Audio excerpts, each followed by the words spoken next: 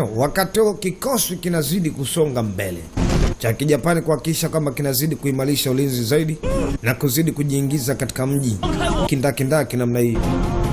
Yes.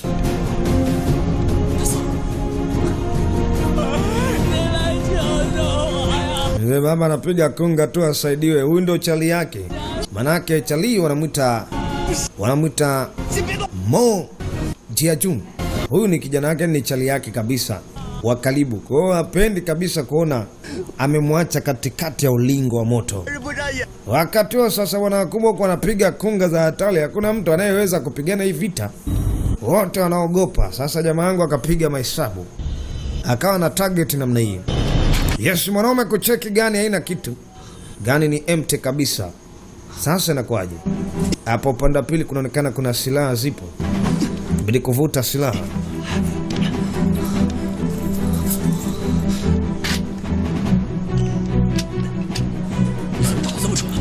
Akaanza kukoki mashine gani? Unafanya nini? Sasa kukoki mashine gani? Abidi tuweze kuondoka hapa. Sawa? Haraka sana tuhakikishe kwamba tunatoka katika mazingira. Nyinyi mnabidi mtulie, sawa? Sawa, Charlie anaambia watulie. Yeye anaingia katika hii vita peke yake. Nani wa kutulia? Kakwambia nani? Anapita upande wa pili namna hii. Risasi zinamwandama. Yes. Mwanaume anapita upande wa pili kuweza kutafuta target ya kuweza kukaa vizuri kwa ajili ya kuweza kupambana. Aweze kumsaidia Charlie. Yuko vizuri kinyama, mchaki. Akalala na wa kwanza baba. Ala.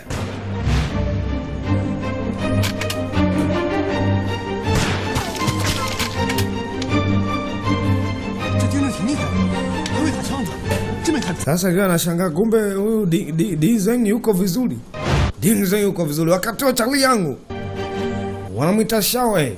Na akapiga mahesabu namna ya ataka machine gun. Wanafanya nini? Akavuta namna hii. Kuna machine gun iko hapo. Bila kuingia katika hii vita. Goma liko hapo sasa inabidi kuweza kupambana, sawa? Tunapambana kwa pamoja na hatutaki kuweza kujitokeza juu. Tunajificha hapa pa. Kwenye shimo.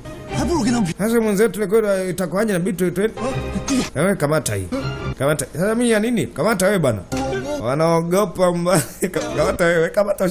Mimi ninayo hii. Huyu macho mawenge anataka ninayo hii nashambulia hapa chapa.